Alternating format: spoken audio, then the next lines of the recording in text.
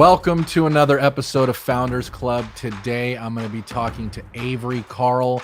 She is the founder of the Short-Term Rental Shop. She's also the author of the amazing book, Short-Term Rentals to Long-Term Wealth. And over the last several years, she's built a portfolio of rental properties of over 200 units. We're going to be breaking down how to maximize profits, how to find the best short-term rental markets, and the best properties within those markets, and how you can self-manage your short-term rentals with just a few hours a month with her top tools. If you have any questions, put them in the box down below. Make sure you judo chop that like button. And as always, if you like money and you like real estate, this is the show for you. We'll see you on the inside. Welcome to Founders Club, the show for real estate entrepreneurs. Very excited to have you on the show here. I know that a lot of the listeners own Airbnbs and also want to own Airbnb type rentals. So thank you very much for coming on and looking forward to diving in. Yeah, thank you so much for having me. So just kind of a brief background on like how you got in the game. Into the real estate investing game or the real estate agent game? Why don't we just start with how you got into real estate in the beginning and then kind of how you transitioned into the short-term rentals. Okay. So I kind of backed into it. I don't think anybody says when they're a little kid, like, I want to grow up and be a real estate investor, or I want to grow up and be a real estate agent. So I was actually working in the music business, and my husband and I were moving from New York City to Nashville. And our real estate agent at the time was really trying to get us to buy a property in a really like hip, fast appreciating area of Nashville called East Nashville. And she was telling us how fast everything's appreciating. And, you know, in a year or two, people are making like $100,000. This is back in 2013. So we had no idea it was going to be that way in 2021. But we were like, you know what? No, we're moving from Brooklyn to Tennessee. We're done with neighbors. We've had neighbors. We're going to move out to the country in Tennessee and not have neighbors. So that's what we did. But we thought, well, you know, maybe there's something to buying one of those properties that's appreciating, and we'll just rent it out. And then maybe one day our future kids, when they need to go to college, we can sell it and we'll just be able to pay for their college out of that appreciation and not have to pay out of pocket. And we thought we were like these geniuses and nobody else had ever done this or whatever. But we didn't even know it was called real estate investing. So we did it. We bought a house outside East Nashville in Madison, and the mortgage on that was $650 a month. And we were able to get $1,500 a month in rent on that. So almost $1,000 cash flow on a single family long-term rental. So not bad at all. And at the time, I was making like $37,000 a year. The music business does not pay much because everybody will do it for free, basically. And so that $1,000 a month was a lot of money compared to what I was making. So we thought, man, we need more of these. How do we get more of these? How do we do this? So then we started educating ourselves and reading books and listening to podcasts, and we had just a little bit of money left, enough for a down payment on one single family house. And we said, well, what can we buy that's going to make us the most amount of money the fastest so that we can then go buy more of these? So we landed on short-term rentals, but Nashville is a terrible place to do short-term rentals. The rules change all the time. And we couldn't afford to buy something and have the rules change on us. So we said, well, where can we go that it's the normal thing for people to go there and rent a house or a condo or something like that rather than a hotel? And we'd just been on vacation to the Smoky Mountains, and we stayed in a cabin. And we said, well, everybody else stays in cabins there too. Somebody owns these cabins. Why can't it be us? So long story short, we bought one. Again, had to figure it out as we went. There weren't all these education tools out there that there are now back then. And scaled 1 to 5 over the course of about 18 months. And now 5.5 years later, we have 220 doors. 8 of them are short-term rentals, but we were able to get from 0 to 220 over the course of 5.5 years because most of our 5 of our first 6 investments were short-term rentals. So we were able to scale much more quickly. And then in terms of being an agent, on probably our second short-term rental purchase, we kind of realized there weren't really any agents in the space who specialized in it or who could even really answer our questions about like how to find a cleaner, how much should this make. So I bridged that gap, got my license, became that agent, started what would eventually become the short-term shop. And now we have offices in 15 markets. And all we do is short-term rentals all day, every day. Wow. So you moved to Nashville, went on vacation, decided you liked the area where you went, decided to buy your first one in that area, and then from there have scaled to 220 doors. And how many of those did you say are short-term rentals? 8 are short terms. The rest are traditional single family long terms or duplexes. And then we have a few apartment buildings as well. Wow. Very cool. And then that also transitioned into your agent business where now you specialize in short-term rentals and helping people buy them and get it all set up and do all that stuff. Exactly. Yes. Very cool. Very cool. And I know you've also written the book, Short-Term Rentals to Long-Term Wealth. So congrats on that. Very cool. Thank you. So why don't we just kind of dive in? I have a ton of questions. I put this out to the group on what people wanted to know. And the biggest one, which is probably the one you get the most, but what is it that makes a good short-term rental? So for me, choosing the market is the most important thing. You want to make sure that the regulations in that market allow for it. Like Nashville, for example, we chose not to do Nashville because they were constantly changing. That's why we chose what I call a true vacation rental market, where it's the normal thing for people to stay in a condo, cabin, beach house, places like that, rather than a hotel. And it's been that way for decades and decades. Like I live in Destin, Florida now, and we've had vacation rentals here since before there was electricity here. So the regulations are always going to be favorable for short-term rental owners because that's what brings the tourism in. And this is where all the tourists stay.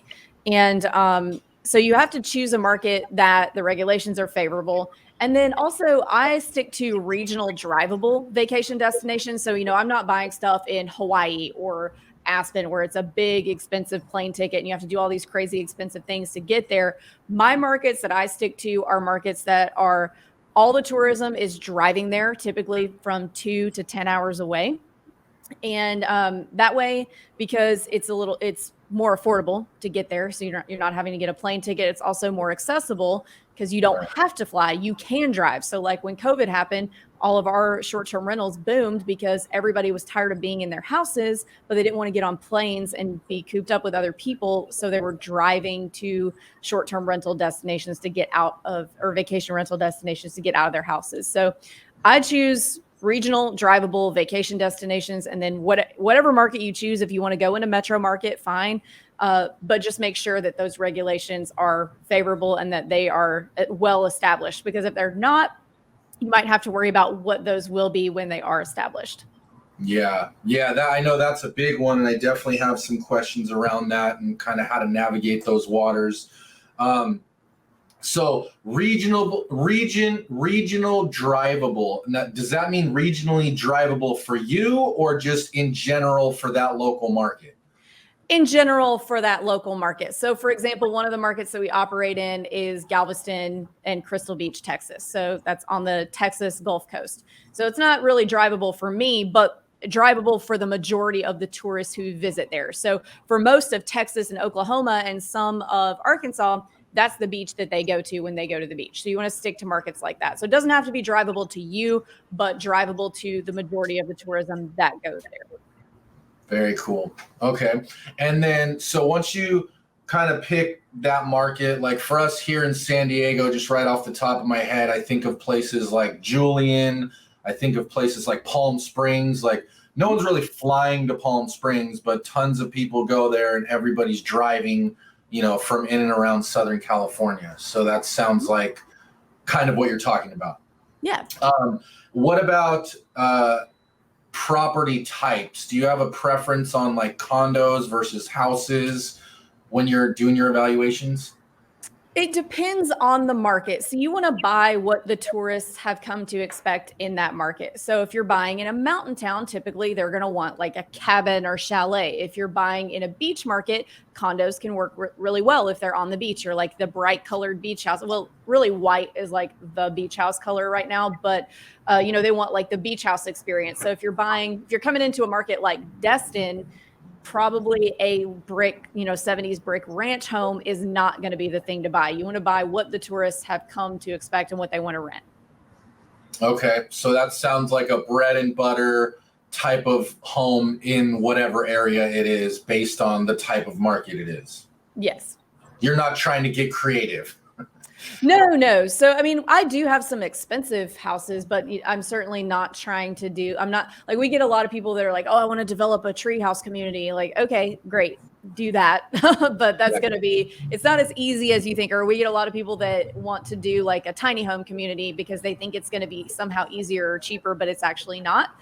Even if it's unrestricted land outside city limits, you're still going to have to probably actually run that and get it permitted as if it were going to be a development of homes, even if they're not. So it's really not a lot easier. So I'm like, I don't like to reinvent the wheel. I just like to, buy the nice house that, everybody's going to want to rent and that's going to stay rented and rent it and move on with my life. Yeah. Keep it simple. Yeah. Okay. And then what about like price point? Are you looking at the low end, the mid, the luxury, or any preference or difference there?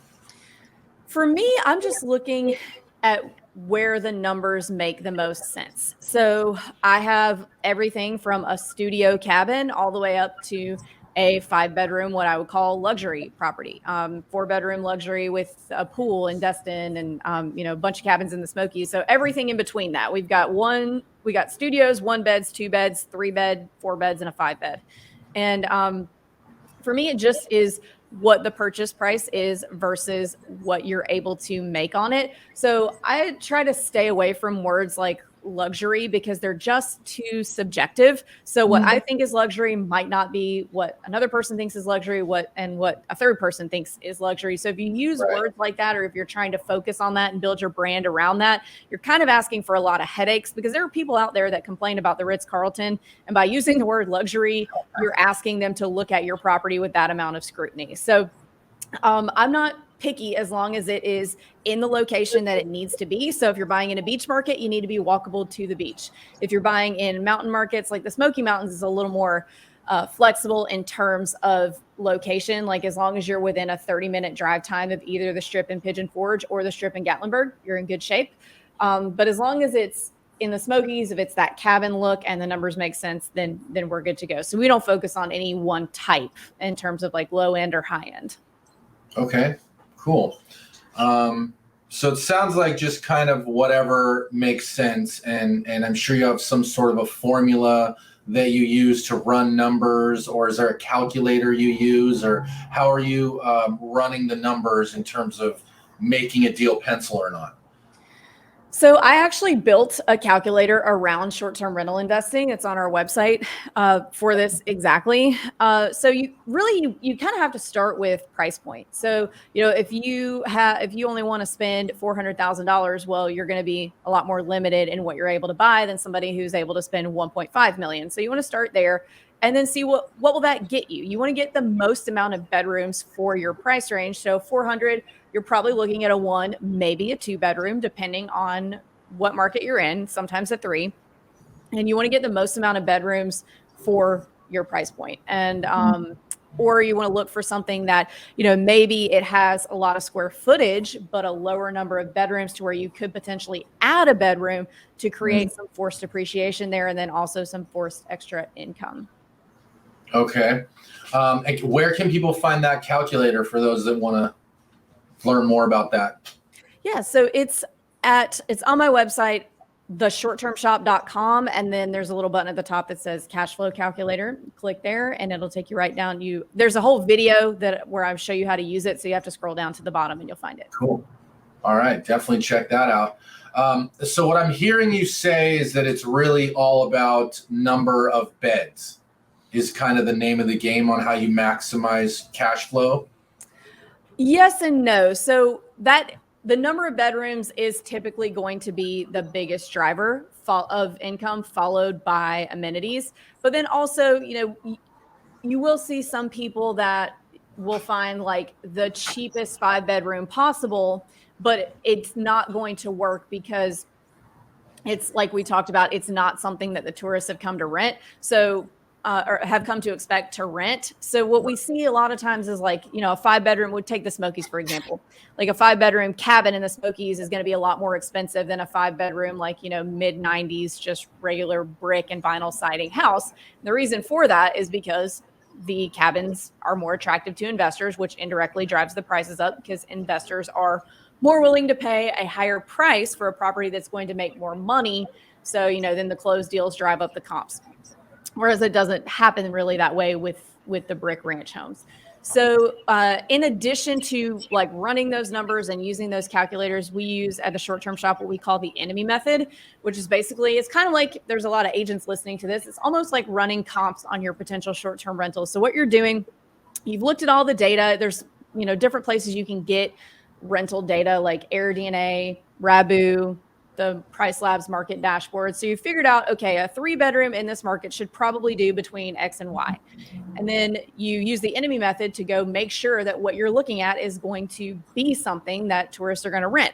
So you're basically zooming in on the area that you plan to buy, like the neighborhood you plan to buy, and you're looking to see what your neighbors are doing, how your listing can be better, or maybe it can't be better than theirs.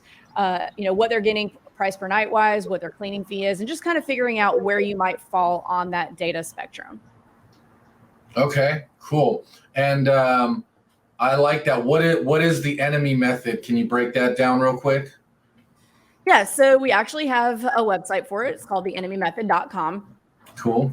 Basically, after you've looked at all this data and you're thinking, okay, this is about what a property of this size should make.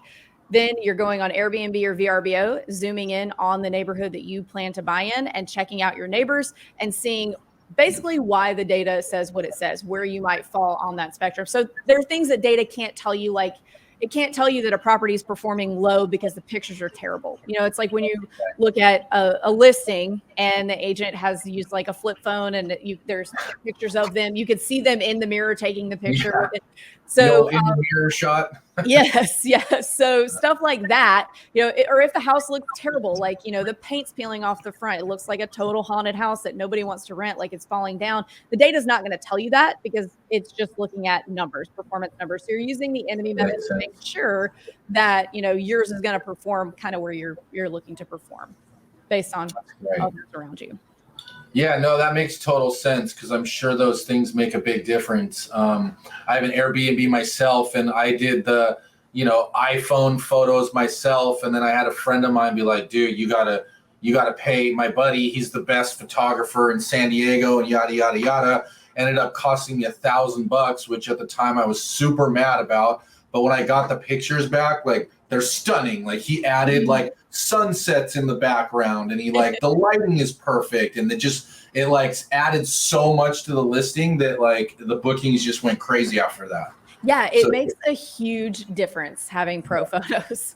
Yeah, made a big difference. And then this is great info on finding deals and kind of analyzing the market. Is there anything in terms of once you've picked a property, maximizing the number of beds that you have in there, like having a pull-out couch versus not, or kind of adding maybe like blanking on the name, the wall bed that comes down? Oh, Murphy bed.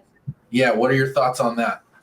So there are two schools of thought on the number of beds versus the number of bedrooms. We typically will only have 2 per bedroom and then maybe a pull-out couch. So we don't like to stack a ton of people into a house. We want everybody to be comfortable. So if it's a 4-bedroom house, then we're sleeping 10 people. And the reason for that is if you're sleeping 20, 30 people in a 4-bedroom, why are they not going and booking a larger property? Why are you all trying to cram in looking for a deal? Right. That raises red flags for me. So also, but if people are not comfortable in a place because they don't have room, they're going to be more sensitive to other things about your place that they might not have been already. And then it might show up in your review. So, if they're crammed on top of each other and they don't have room, to get their outfits out of their suitcases and put it back, then they might be a little more annoyed that the microwave broke or something. And then you might get worse reviews. So we like everybody to be comfortable and have plenty of room. It also can prevent a lot of that partying and damaging the house. But there are investors who will tell me that I'm wrong about that. And heads in beds, you want to stack as many people as possible because you're leaving money on the table by not. But I feel that, we're making more money because we have better reviews. So we're able to get a higher price per night than those people who, are stacking a lot of people in there. So those are the two schools of thought. Yeah, no, I think that makes total sense. I think obviously you want to maximize, but I think there's a point where you can go too far. Like if you're really just cramming people in, and then you're going to have complaints with the neighbors, to your point. Like they're not going to be happy with you always bringing 10 people into your 2-3 bedroom house, and things like that. And then obviously at the same time, you don't want to leave money on the table by only doing 1 bed per room. I think I heard you say you do 2 beds. So different things like that. And the pull-out couch, people can still be comfortable, but no one's going crazy with just cramming a bunch of extra people in there. Right. Cool. So one thing we kind of talked about a little bit earlier, and I know this is a big one for the short-term rental market, is the laws and permitting and things like that. Like, how are you doing due diligence to make sure that it's everything's kosher when you buy it, but also that the long-term outlook is good? Because I just had a friend of mine who bought a place, and 6 months after buying it, they basically shut down all short-term rentals and made it 30-day minimums and all that stuff, and basically killed it for him in terms of the short-term rentals. So how do people avoid that, both now when they buy and kind of looking into the future without a crystal ball? So you always want to call the local municipality, whether it's the city, if it's inside city limits, county, if it's outside city limits, and ask, what are the regulations now? Is there anything that keeps coming up in city council meetings about this? Is there anything, are we looking like they're trying to get rid of these things? And typically they'll know several months in advance if there's something like that coming down the pipe. But also choosing the market can really make the biggest difference. So I choose markets where there's not a lot of hotel presence and there's not a lot of industry outside of tourism. So even the people who live there, typically their businesses are also going to be dependent on the tourism, that all the tourists are staying in your short-term rentals. So they kind of get it because that's the way it's always been. Whereas if you're buying, and I always pick on Nashville because I used to live there. Well, Nashville has a lot of people who live there, a lot of primary homeowners who probably like work for Bridgestone or something, or Nissan, and their income does not depend on vacationers coming in. So when you open up a short-term rental next to them, they don't really want to deal with that. They don't want people, coming in and out and partying, and I totally get that. So, and then you also have a lot of hotel presence. So up until 10, 15 years ago, all the tourists coming to Nashville were staying in hotels. And then short-term rental investing kind of established itself, and all these short-term rentals started popping up, taking market share away from the hotels. So that creates friction. And then you also have friction with the primary homeowners. So if you stick to markets that are very well established, have been dependent basically on short-term rentals for decades and decades, then you're going to have a better chance of not getting regulated against, because those cities and counties are going to be so dependent on the income from those short-term rentals that it would just be way too detrimental to ever regulate against them. Again, nobody has a crystal ball, but those are the types of markets I stick to for that reason, so I don't get regulated out. That makes total sense. And you said call the county or the city depending on where the property is. And when you're calling, are you calling like the planning commission, or who are you calling? And are they generally like upfront with you on that, or are you finding that you kind of need to schmooze your way in there to really get the info that you're looking for? Yeah, so it'll be called something a little bit different in every market. Like any words like planning, zoning, building, permitting departments, those will be the types of offices you'll want to call. And if you call the wrong one, they'll get you in touch with the right one. Typically, they're going to be pretty upfront with it, because if it's an area where there's a problem, where they're trying to get rid of them, they will have had 100 calls about it already from other people who are trying to buy or people who currently own, and they'll let you know, what's going on with it. So it's typically something that they'll be pretty upfront about. And some cities have like their own websites dedicated to, hey, these are the short-term rental laws. Like Chattanooga is one of them in Tennessee. I own a bunch of long terms in Chattanooga, but recently I was just kind of poking around and saw that they have an entire website on there as part of their city website about, here's how you get a short-term rental permit. Oh, we're currently not offering any right now, and here are the rules. So some of them it's going to be easier to find than others. Awesome. Yeah, that's great advice. I think that's really important, because I know also here in San Diego, like there's parts of San Diego where they really like the short-term rentals. There's no issues, no nothing. But then like Mission Bay, they're like actively month after month trying to shut them down and trying to make it more difficult. And so knowing those different things makes a huge difference in terms of whether you're going to win or not. Totally. So now let's talk about how you're buying these. Are you buying these mainly like 20% down, traditional financing, or how are you going about purchasing these? Mostly conventional financing, but eventually you do run into debt to income issues. You do get either restricted by your debt to income ratio, or you run out of conventional loans.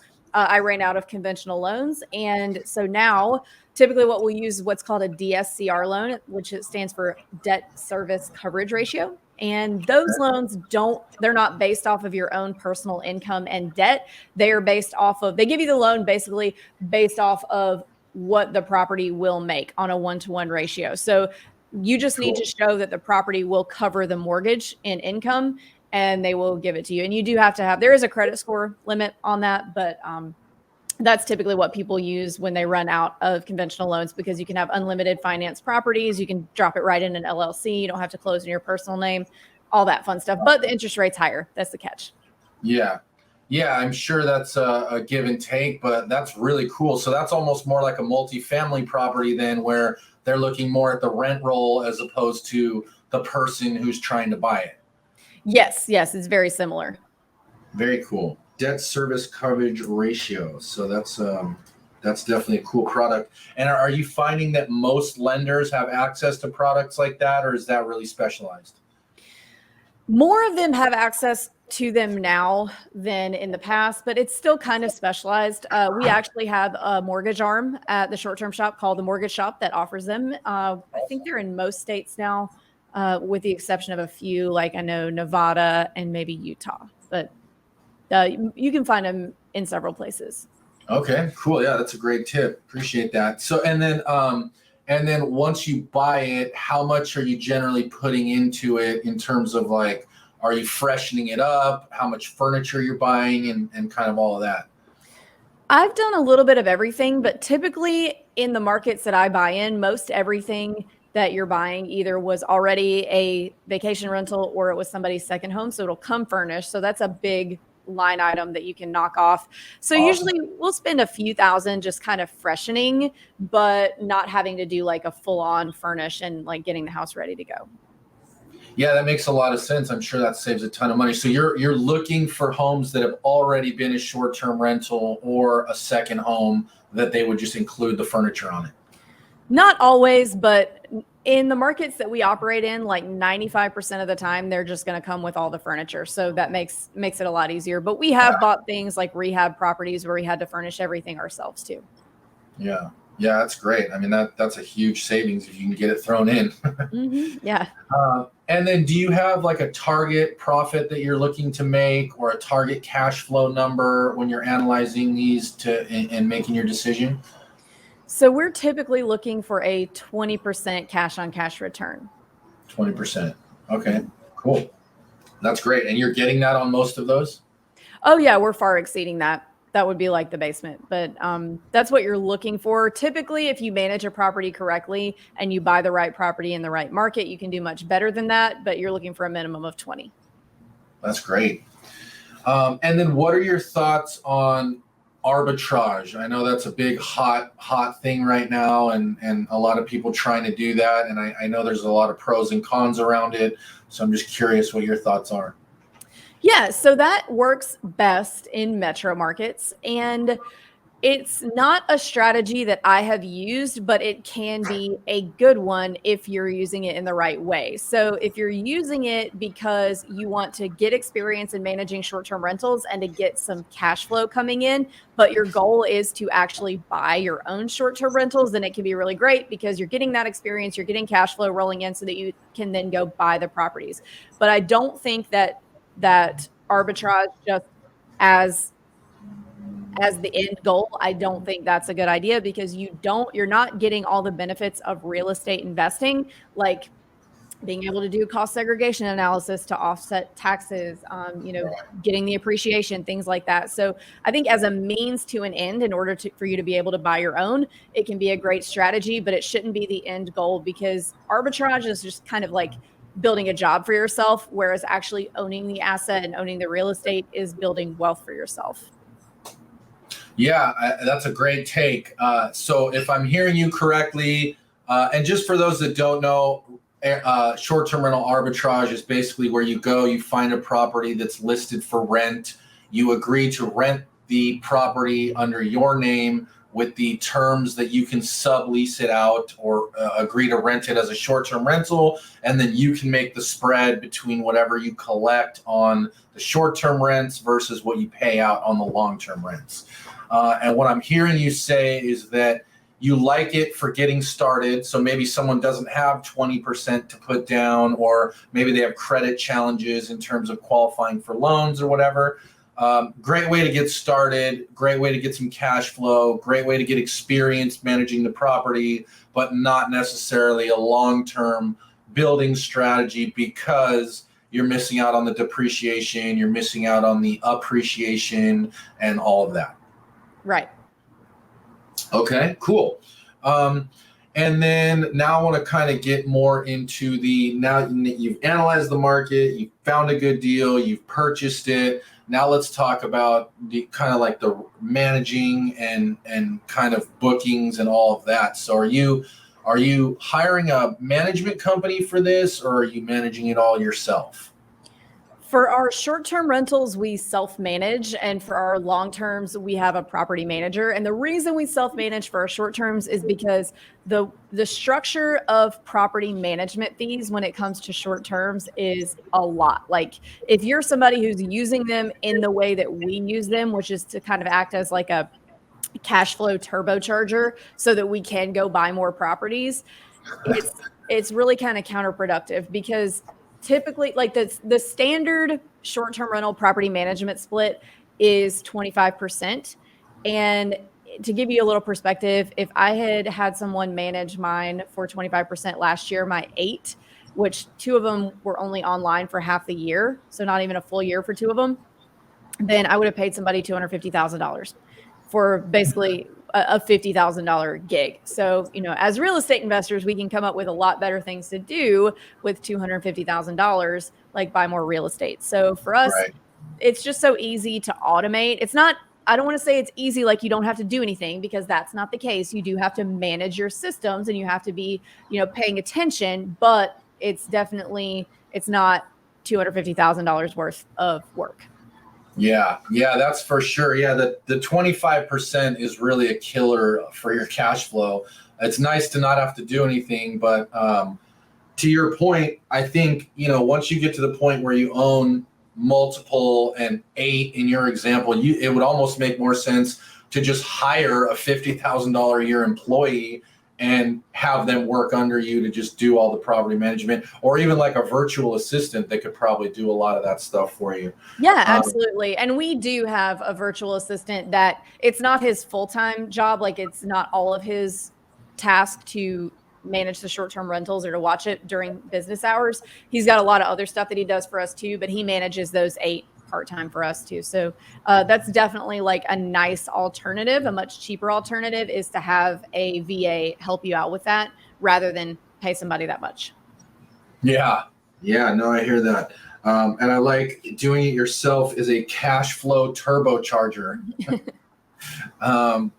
So it sounds like you're mainly doing these not in the market you live. So you're doing it remotely, which I think, especially if you live in a more expensive market, For us here in San Diego, you know, you're looking at a lot of money to buy one of these, so it makes sense to look in cheaper markets. So let's kind of break down how you're managing these remotely, because I think that's a big opportunity for people, and it's also a big mental block. Like, oh no, I couldn't do that. I have to like see it and touch it, and how do you do this, that, and the other thing? So why don't we just kind of break down how you're doing it? And I have a bunch of just questions I'd love to run through for remote managing of your short-term rentals. First question is just, how are you handling check-ins and guest questions?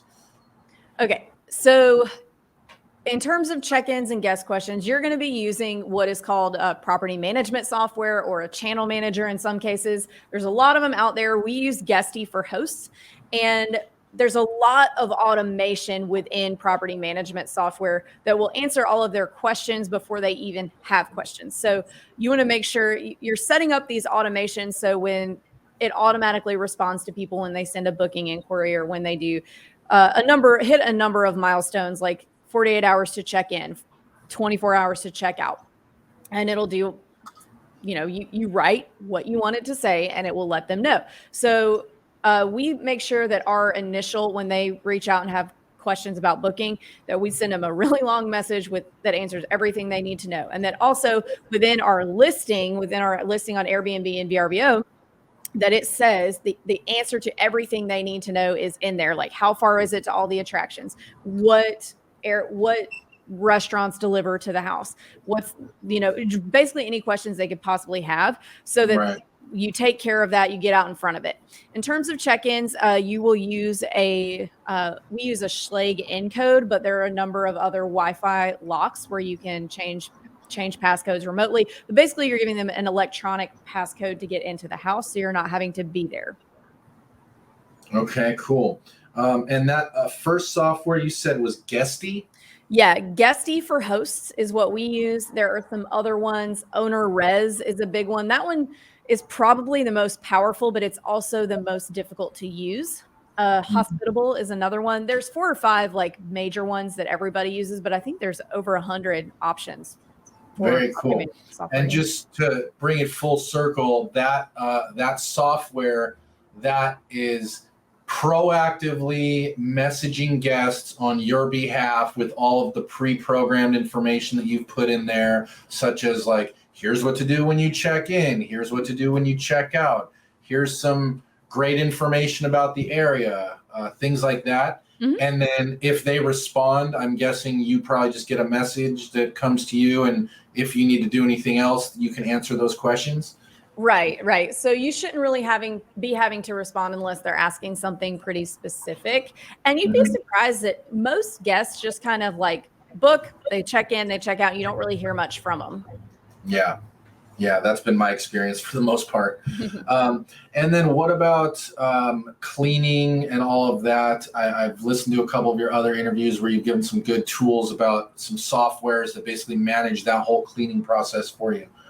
Yeah. So we used to use Turnover B&B, but now a lot of that is integrated into the property management software like Guesty, so we don't have to do it anymore. But basically what your property management software will do is it integrates everyone's calendar. So Airbnb, Vrbo, any other booking platforms that you're using, as well as your cleaner. So it will integrate directly with their Google Calendar, iCal, whatever calendar platform they're using. And as soon as somebody books, it will sync with their calendar so they know, oh, I have to clean this day. So you're not having to do that. Now, when I first started, I was having to, at the beginning of every month, go look at all my calendars and write out an email to my cleaner and let them know exactly what days they needed to clean. And I had to send it 2 or 3 different ways. So I would make sure that there was no way they could possibly miss one. Now it's just automated right there, done for you. Yeah, that old school way sounds terribly annoying. It was very annoying. And it would always be like, I would realize it was the end of the month while I was like on a boat or something. And my cleaner would be hollering at me because she needed it. And it was not an efficient way to do things. So thank goodness we have automation tools now. Yeah, no, definitely. And just so I understand, you're saying, so the bookings will come in from all the different sites. It goes through this software. This software will alert you, will alert the cleaning companies, and everyone else that needs to get alerted. And then everyone's on the same page. And if things change or cancel, I'm sure it keeps everyone notified on all that stuff. Yeah. That's great. What about, so this is one that I have to deal with all the time is people moving furniture. How do you make sure that it gets moved back, or that people aren't, moving things where they shouldn't be and all of that? We have it in our house rules that they are not to move any furniture. And that's just not something we've run into. I don't know if that's a market thing with you or what, but we haven't really run into people moving furniture around. That's funny. Yeah. One thing that I've done that was another tip from a buddy of mine was I created a PDF where I once the cleaners went through and the house was all done, I took a picture of every single room, like this is how it needs to look. And now the cleaners know, hey, if the couch is on the other side of the room and the TV got moved or whatever, now they just can reference that PDF and move everything back to where it's supposed to be. Yeah, there's actually a cool tool. I don't use it personally, but a lot of people do, called Breezeway, where your cleaner can like open it up and take video after they clean. So it's there and documented. So if a guest leaves and something's broken and the guest's like, no, it wasn't. It was like that when I got there. There's documentation of everything. Oh, cool. And yeah, and it does a lot more stuff than just that. But Breezeway, it's like a cool cleaner app tool. I don't use it, but I hear great things. Yeah, that's awesome. Breezeway. I'm going to definitely check that one out. What about, so you're remote. How do you handle things like delivering supplies and toilet paper and light bulbs going out and just kind of general stuff like that? In terms of delivering supplies, so depending on what it is, either our cleaners take care of that or we will Amazon it to them. So the way that we have it set up with our cleaners is we pay them a little more per clean for them to handle any restocking of toilet paper, paper towels, coffee, stuff like that. But if it's a situation where like, oh, it's time to order all new sheets, then we'll just send them to their house via Amazon. And what was that last question? There's a third part. That was it. Light bulbs and all the general kind of stuff that just goes out over time.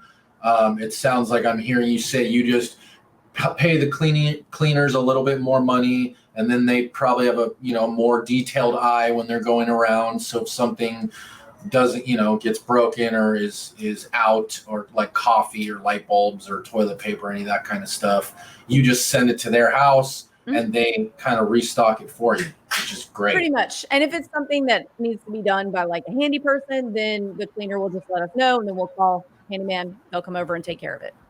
Okay. That was actually my next question, is how you handle repairs and things like that. Yeah. So your cleaners are going to let you know if anything is looking worn out or out of place or things like that, if anything needs to be fixed. And then it's really just a mindset thing. A lot of people are like, oh, what if I need to be there for emergencies? You don't. There's no emergency that you need to insert yourself into a guest situation for.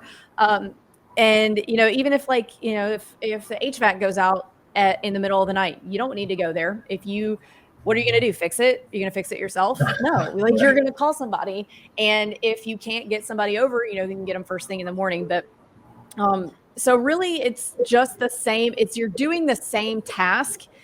If the HVAC breaks at your place across the country, then if the HVAC breaks, outside this window, you're just making a phone call for somebody to come do it. So it's really just a getting over that I have to do it myself thing, which, I'm like that too. I'm one of those people who's like, hey, can you help me with this? No, not like that. Let me do it. So it can be hard to get over that, but it's really just a learning to delegate thing. Yeah, I think it's just a mental thing. I think once you build a good team and you've got, your processes dialed, I think, to your point, you're not going to go over there and fix it yourself anyways. Maybe some people would, but you're not and I'm not. Right. So you're going to call the appropriate person. And then do you have your cleaners kind of doing a check afterwards too, like flush all the toilets, turn on the microwave, turn on and off all the lights and things like that to kind of prevent those stuff before guests come? They're supposed to. I don't know if they do that all the time, but yes, they're supposed to be kind of checking and making sure everything works so that we can get upstream of anybody coming in and being like, "Oh, this light bulb's out.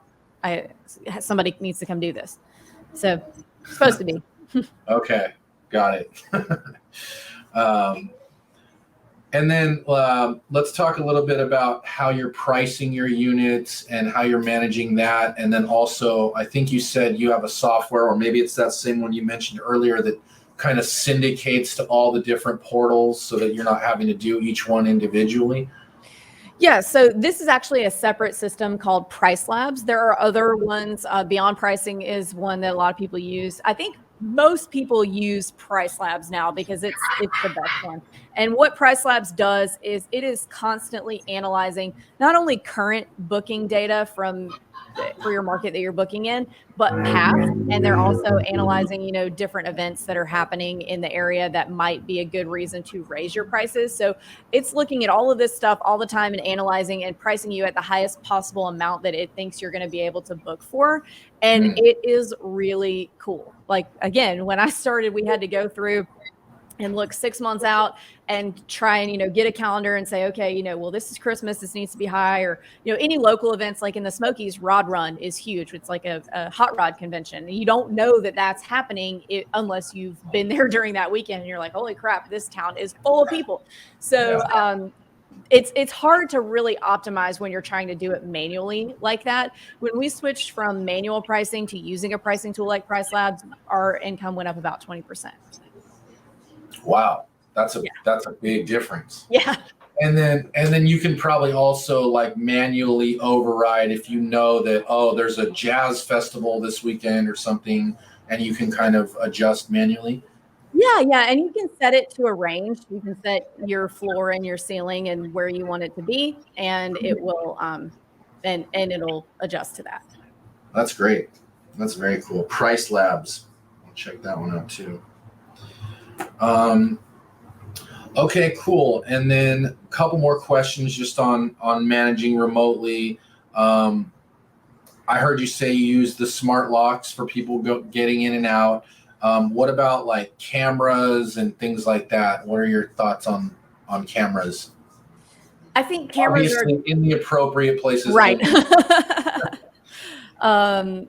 Yeah. So cameras only on the exterior, never in the interior, never pointing at the hot tub or pool or anything creepy like that. And cameras are really, we use Ring. I think that's what most people use is a Ring camera. And where people mess up with cameras is getting too wrapped up in looking at them all the time and looking, every time somebody checks in, do they have an extra person? Are there too many people?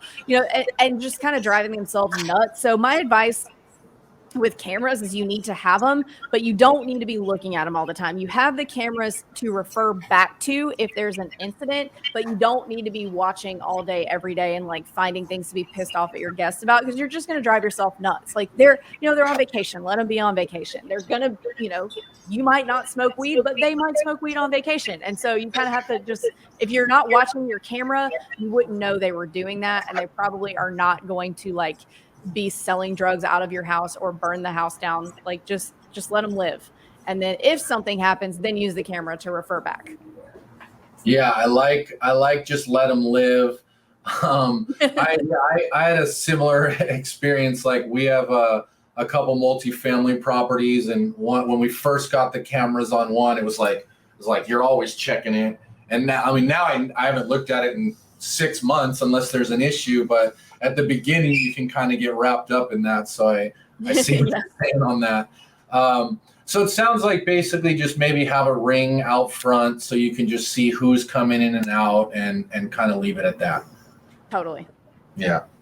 And then do you allow parties, or how are you preventing parties? Because I know at least here in our market, like people throwing parties in an Airbnb is very frowned upon. That's how you're getting in trouble as an owner. That's how you're making less friends with neighbors and all of that. So I'm curious on A, do you allow it, and B, kind of how you prevent it? We don't allow parties or events of any kind, and we let them know that if they do that, then they will be immediately asked to leave. And we really haven't had a problem, but we don't have a lot of markets. I mean, we don't have a lot of properties in markets where partying is really a thing. Like Nashville, everybody is buying because they want the bachelorette parties to come. Right. Here, like especially in the Smokies, there's not really even anywhere to go bar hopping. There's not like a central area where there's a bunch of bars and you can go get trashed and then come home and party. It's more of like it's a different crowd, I guess, and not that people don't party, but we just try to make, and that's another thing with the limiting how many people, we don't allow more than 10 people in our 5-bedroom. And that's why, because they're probably not partying. You can never fully prevent it, but we've never had somebody sneak a party in one of our properties. Yeah, that's great. And I know one thing, I have a friend of mine that does arbitrage, but he does it on really high-end properties. And so that's a big issue for him. So he told me about, I forget the name of it, but there's like noise monitors that you can install on the properties. And if Noise aware. What is it? Noise aware.